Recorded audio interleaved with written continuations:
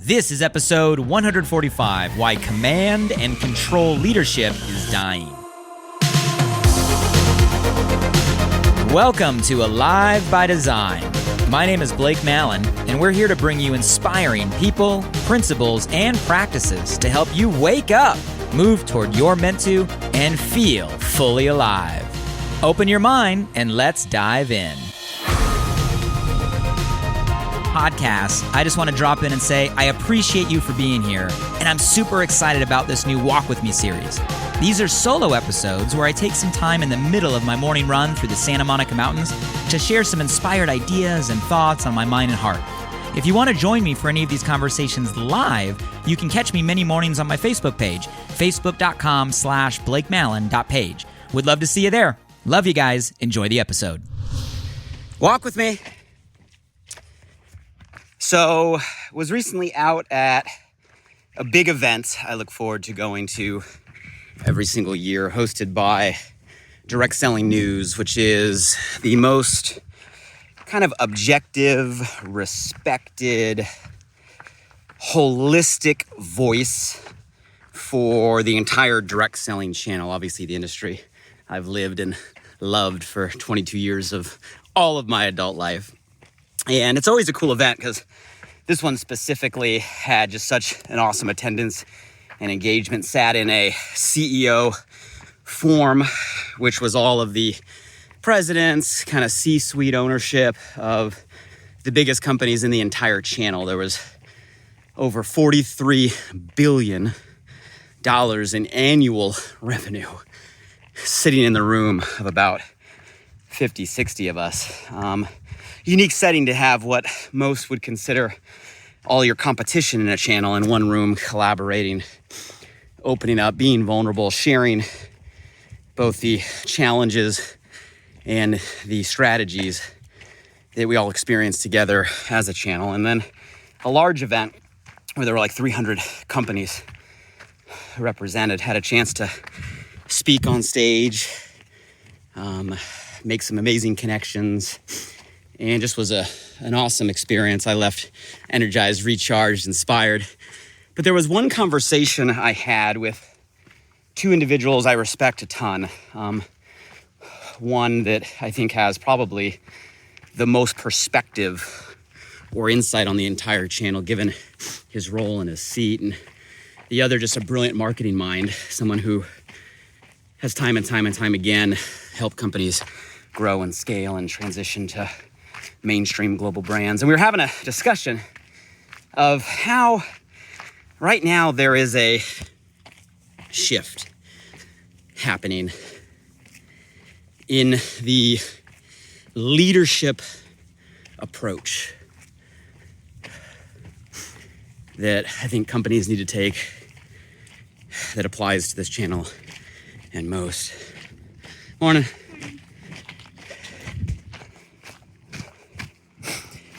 And I think it's a relevant conversation for all of us. This topic of leadership being a theme for the last couple weeks that's been on my mind. And the shift we were talking about is going from a, let's call it, command and control environment to one of engaging and empowering. And I want to break those down because I think this is a really important distinction. And I want your guys' perspective and feedback on if you feel the same shift that's happening, what I mean by it, why I think on a macro level this shift is happening right here and right now, and kind of what we do about it as leaders of our own lives and leaders of companies. And let's talk about what I mean by that. If I say command and control, how many of you understand what I mean? It's a term that's used and has been around a long time. And it used to, and probably still is, the most widely used leadership style, going back as far as, history tells us. And just in the words command and control, you can understand the essence of it. It's an environment where a leader or the leadership group is all about commanding, giving high directive, strict guideline, rules, laws, parameters, stay inside this line, don't go outside that line, consequences if you do, as a means of controlling the more than just actions or behaviors, but a lot of times the very thoughts of the people or community following. It's a environment that, if you were to summarize the emotion that makes it effective, it'd be one of fear. Creating a fear in the community so that it can go the direction of your liking or your pleasing. And as far back as we've studied, you think about kingdoms and kings and rulers and wars, dictators, leaders, more often than not, you'll realize they were using a command and control strategy. But bring it into present times, that's the majority of organizations. Even you think about companies and corporate structures and how we implement rules and policies and laws and consequences around them, the environment we create, governing bodies. We can use example after example on organizations that use this strategy, and like I said, effectively. I'm not here to say it doesn't work. Obviously, it wouldn't be the most common if there wasn't an effectiveness to it. Versus those other words, maybe a newer term, engaging and empowering, just like the words elicit, a strategy where you engage in a conversation, a collaboration, right? A communication with your community and your audience. You elicit a voluntary response, right? A voluntary action or behavior. And through that approach, you empower, right? You empower, you lift up, you build up, you encourage, and you have someone take an action or a behavior based on more of their own free will or desire or ambition or initiative. It reminds me of, I know I'm a nerd, but I studied psychology quite a bit, and one book that always jumped out to me was The Prince by Machiavelli. I don't remember a lot of the books that I read, but I remember The Prince and the principles of Machiavelli, and the end justifies the means, and the core question of, is it better to be loved or feared? And I think that summarizes kind of the energy of the two options we're talking about, where control and command is about fear, right? It's about using fear to control, where maybe engaging and empowering is more of a love approach. And in the past, and really even in that book, I think the thesis or the conclusion was it was better to be feared than loved. And I think throughout history, that maybe has proven to be true, which is why that command and control has always been kind of the standard in organizations and companies and leadership styles. But we're talking about a shift, right? We're talking about a shift today, and I think there is a shift happening. I think there's a shift in the air right now. I think it's something that we can all feel, and there's this shift to really repelling away from this command and control style of leadership, and really moving in the direction toward an environment, a culture, a community of encouragement and empowerment. And I think about, well, why is this the case, right? What are the macros? So let's zoom out for a minute and just talk about why I think this is happening. And I guess I'll check in with you first. How many of you feel this shift? How many of you feel that we're in a situation where so many people are like, enough is enough?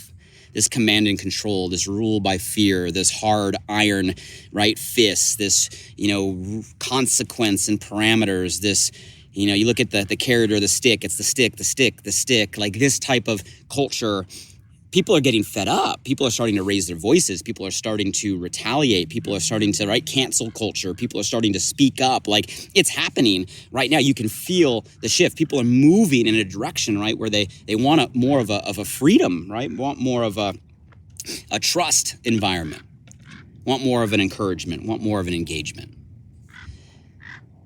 And you think about why. Let's zoom out for a minute. I think first and foremost that comes to my mind is we're in a time today of endless opportunity.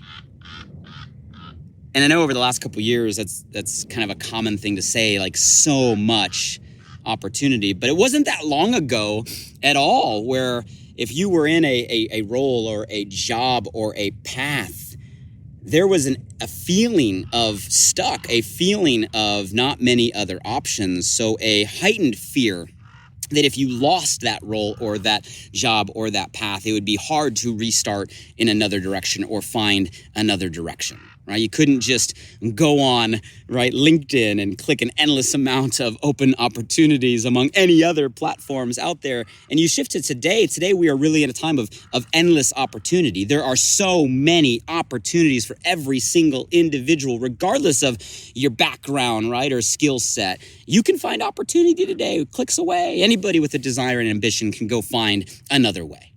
So in a world where we're no longer stuck in a single seat, where you don't have to, quote unquote, put up with an environment or a leadership style that doesn't resonate with you, where it's too easy to go find another way, another direction.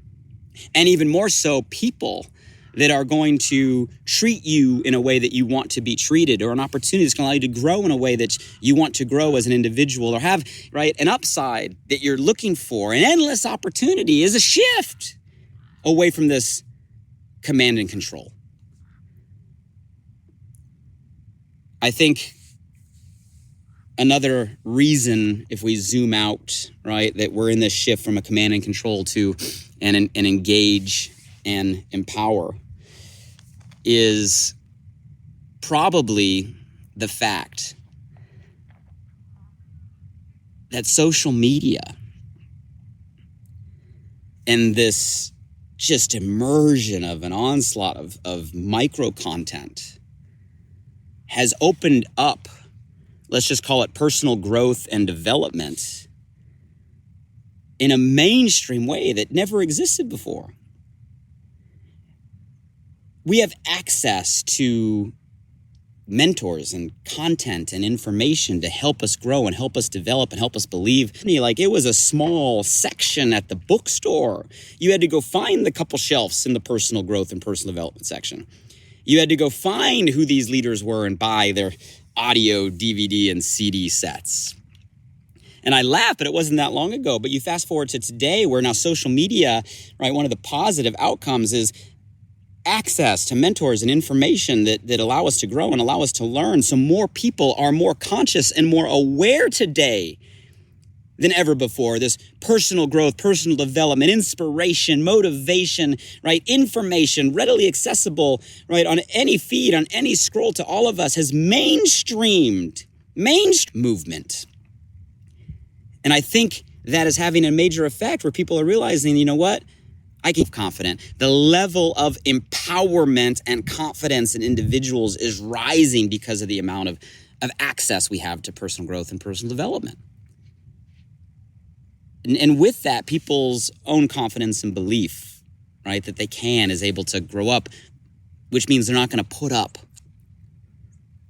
in an environment that is controlled by threat, intimidation.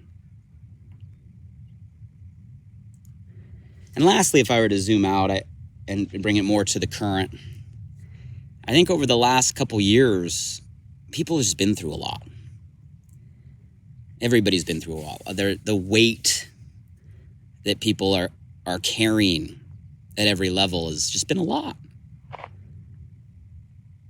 And with that, I think an approach of more empathy and more compassion is needed today. When people have been through a lot, they don't want to take on more. And they don't want to be in an environment or around a leader that is laying on more weight to their back when life has already given them enough. I think if people have a threshold point where enough is enough, it's like life in the world and pandemic has brought it to the threshold that the last thing they need is an environment that's gonna push them over the edge, be the straw that breaks the camel's back. Enough is enough. So I think there is a shift to more of an empathetic understanding of where people are at a human level, at a people level.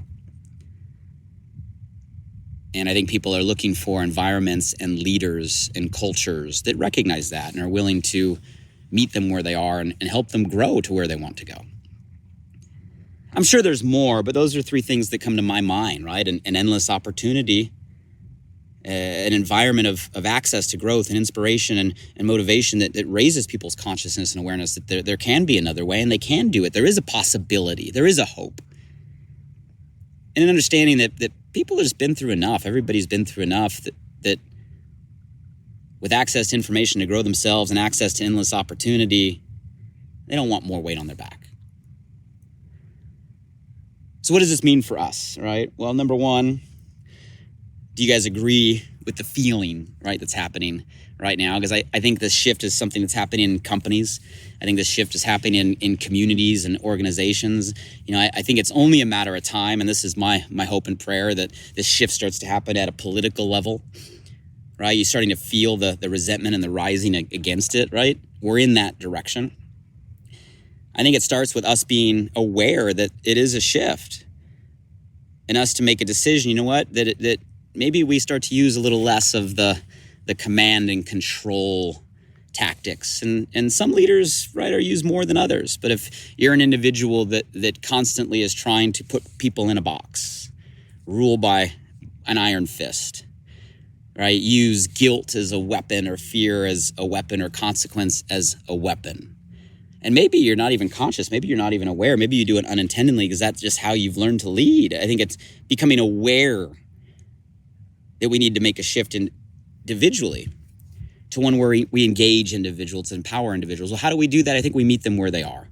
I think we go to individuals and first we go to them as a person, not a tool, not a resource, but a person, and understand where are they, what are they going through, what do they want, what is their personal desire and ambition, what are their goals. At the end of the day, I think the bottom line question is what is best for them as a person.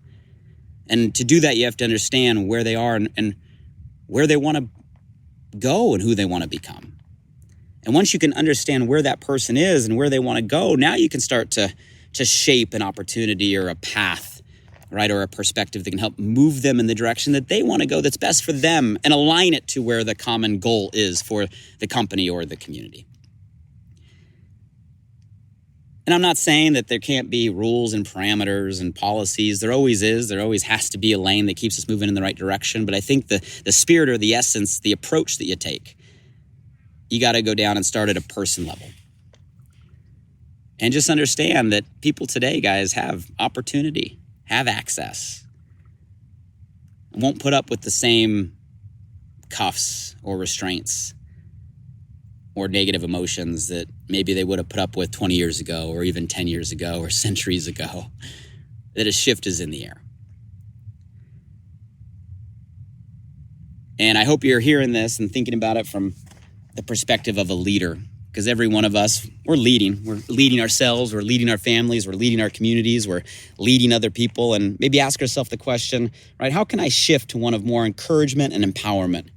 Right, one where I can meet the people that are following my direction, understand who they are, where they want to go, and align on how we get there.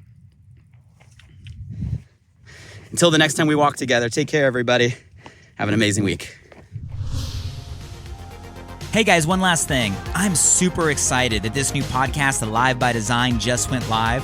You see, I designed the show to bring you inspired thoughts and fascinating conversations with the world's most impactful people, to provide transformative principles and practices to help you wake up, move toward your meant to, and feel fully alive. And I'd love for you to help me spread the word now.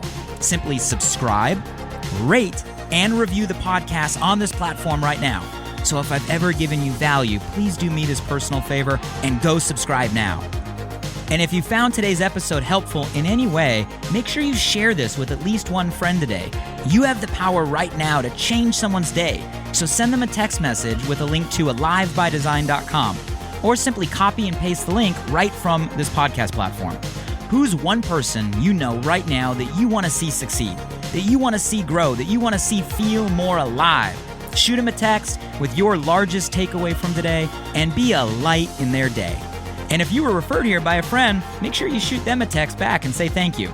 I'd love to hear from you directly on what you got from today's podcast. So if you're up for it, drop by my Instagram @BlakeMallon and shoot me a DM. And as always, thank you for showing up. I'm grateful for you, and I hope our time together today in some small way helped you feel a little more alive. Until next time.